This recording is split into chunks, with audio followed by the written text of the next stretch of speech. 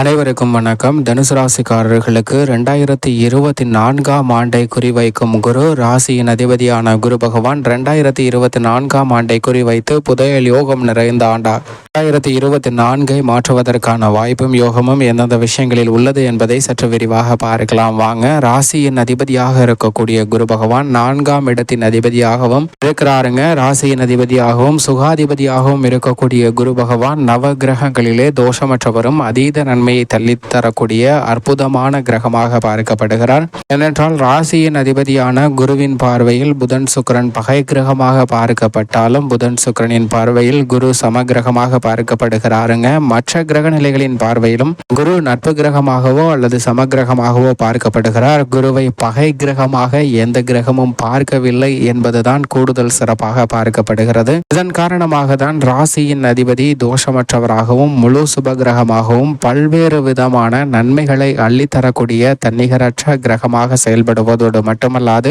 நவ கிரகங்களின் அரசன் வானியலின் அரசன் என்று சொல்லக்கூடிய அளவிற்கு மிக சக்தி வாய்ந்தவராக பார்க்கப்படுகிறார்.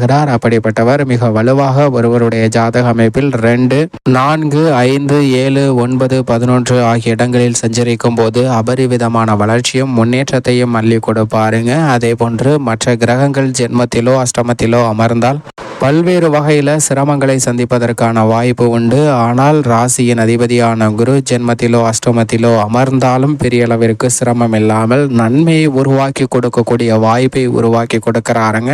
அப்படிப்பட்டவர் இந்த வருடத்தில் 5ஆம் இடத்திலும் 6ஆம் இடத்திலும் தனுசு ராசிக்காரர்களுக்கு சஞ்சரிக்க போகிறார். அமோகமான மாற்றத்தை ஏற்படுத்தி கொடுக்கக்கூடிய பூர்வ புண்ணிய ஸ்தானத்தில் சஞ்சரிப்பதோடு மட்டுமல்லாது தற்போதிலிருந்து ஏப்ரல் மாதம் வரை பூர்வ புண்ணிய ஸ்தானத்தில் சஞ்சரிக்கக்கூடிய ராசியின் அதிபதியான குரு பகவான் ஏப்ரல் மாதத்திற்கு பிறகு ருணரோக சத்ருஸ்தானமாகிய 6இல் அமர்கிறாருங்க. மீண்டும் செப்டம்பர் மாதத்தில் வக்ரகதியில் திரும்பி சஞ்சரிக்க போகிறார். எனவே இந்த 2024ஆம் ஆண்டை குறிவைத்திருக்கக்கூடிய குரு பகவான் தனுசு ராசிக்காரர்களுக்கு புதையல் நிறைந்த யோகம் நிறைந்த ஒரு ஆண்டாக மாற்றி கொடுக்க போகிறார். ஏனென்றால் 7.5 சனியின் பிடியிலிருந்து முற்றிலுமாக விடுபட்டிருக்கக்கூடிய தனுசு ராசிக்காரர்களுக்கு இரட்டிப்பு நன்மை கிடைக்கக்கூடிய வாய்ப்பை ராசியின் அதிபதியான குரு பகவான் உறுதிப்படுத்துகிறார். சனியும் மிக வலுவாக 3ஆம் இடமாகிய சகாயஸ்தானத்தில் அமர்ந்திருப்பது அமோகமான வளர்ச்சியை கொடுக்கக்கூடிய ஒரு அமைப்பாக பார்க்கப்படுகிறது. எனவேதான் தனுசு ராசிக்காரர்களுக்கு 2024ஆம் ஆண்டை குறிவைத்திருக்கக்கூடிய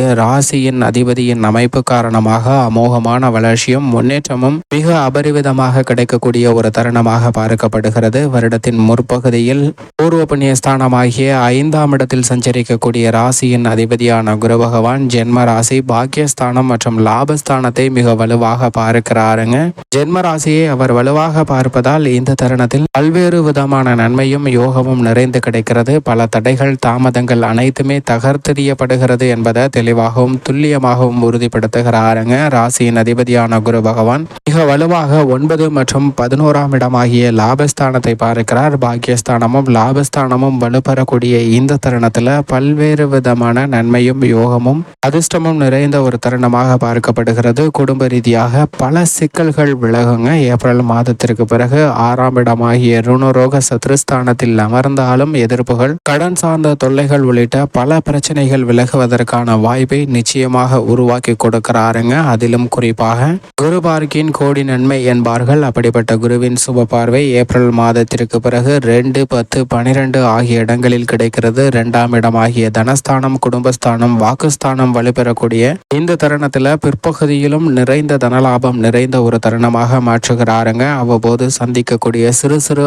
உடல் நலம் சார்ந்த தொல்லைகளும் முற்றிலுமாக விலகும். கவலை அளித்து வந்த பல்வேறு வகையான பிரச்சனைகள் குழப்பமான மனநிலை அத்தனைக்கும் தீர்வு காணக்கூடிய ஒரு இனிமையான தருணமாக மாற்றி கொடுக்க போகிறாருங்க. பல்வேறு வகையில திருமண முயற்சியில் ஏற்பட்ட தடைகள் அனைத்தும் விலகுகிறது. திருமண பாக்கியம் குழந்தை பாக்கியம் நிறைந்து கிடைக்கக்கூடிய யோகமும் அதிர்ஷ்டமும் நிறைந்த ஆண்டாக மாற்றுகிறார் ராசியின் அதிபதியான குரு பகவான். அது மட்டுமல்லாது குடும்ப வருமானத்தை உயர்த்தி கொள்ளக்கூடிய வகையில் 2ஆம் இடமாகிய தனஸ்தானத்தை பார்க்கக்கூடிய குரு பகவானின் அமைப்பு 5ஆம் பார்வையாக 10ஆம் இடமாகிய ஜீவனஸ்தானம் தொழில் ஸ்தானத்தை வலுப்படுத்துகிறது. எனவே உத்தியோக ரீதியாக அதிரடியான மாற்றங்கள் நிறைந்து கிடைக்குங்க. வேலை இல்லை என்ற நிலையில் மாற்றம் ஏற்பட போகிறது. புதிய வேலை வாய்ப்பு நிரந்தர வேலை வாய்ப்பு அரசு வேலை வாய்ப்பு கிடைப்பதற்கான யோகமும் மிக அபரிவிதமாக உருவாகக்கூடிய ஒரு தருணமாக பார்க்கப்படுகிறது. உங்களுடைய சிறு முயற்சி கூட மிகப்பெரிய அளவில் மாற்றத்தை ஏற்படுத்தி கொடுக்கும். விருப்பம் இல்லாமல் இருந்த அலுவலகம் சார்ந்த பணிகளில் மிகப்பெரிய அளவில் மாற்றம் ஏற்பட போகிறது. சிறந்த முன்னேற்றத்தை அளிக்கக்கூடிய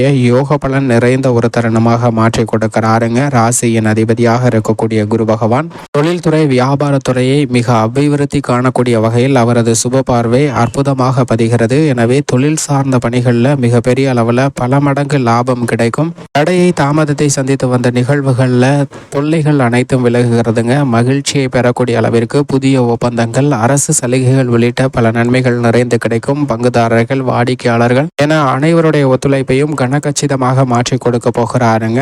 சனியும் மிக வலுவாக அமர்ந்திருக்கிறார். எனவே தொழில் துறை ரீதியாக மற்றவர்களுக்கு வேலை வாய்ப்பை உருவாக்கி கொடுக்கக்கூடிய வகையில் இந்த 2024ஆம் ஆண்டு அமைவதற்கான அதிர்ஷ்ட யோக வாய்ப்புகள் தனுசு ராசிக்காரர்களுக்கு நிறைந்து கிடைக்கிறது. கலைத்துறை ரீதியாக குரு பகவானின் அமைப்பு காரணமாக திரைப்படம் உள்ளிட்ட பல புதிய பணிகளை மேற்கொள்வதற்கான அதிர்ஷ்ட யோகம் உண்டு. எந்த காரியத்தை கையில் எடுத்தாலும் அவற்றை லாபம் நிறைந்தவையாக மாற்றி கொடுக்கிறாருங்க. கலைத்துறை ரீதியாக உங்களது தனி திறமை வெளிக்கொணரக்கூடிய வகையில் நல்ல பல புதிய வாய்ப்புகளும் சந்தர்ப்பங்களும் நிறைந்து கிடைக்கிறது என்பதை தெளிவாகவும் துல்லியமாகவும் உறுதிப்படுத்துகிறார். இது மிகப்பெரிய அளவில் வரவேற்கத்தக்க ஒரு அமைப்பாக பார்க்கப்படுகிறது. அரசியல் சார்ந்த பணிகளில் இந்த தருணத்தில் எதிர்பார்த்து கொண்டிருக்கக்கூடிய தேர்தல் வெற்றி நிறைந்து பெறக்கூடிய ஒரு இனிமையான தருணமாக அமைகிறது என்பதை தெளிவாகவும் துல்லியமாகவும் உறுதிப்படுத்துகிறாருங்க. ராசியின் அதிபதியான குரு பகவான் 2024ஆம் ஆண்டு நீண்ட காலமாக எதிர்பார்த்து கொண்டிருக்கக்கூடிய வெற்றி வாய்ப்பை சிறப்பாக பெறக்கூடிய இனிமையான ஆண்டாக அரசியல் சார்ந்த பணிகளில் அமைவதற்கான வாய்ப்பையும் யோகத்தையும் உருவாக்கி கொடுக்கிறார். மாணவ மாணவியரை பொறுத்த வரைக்கும்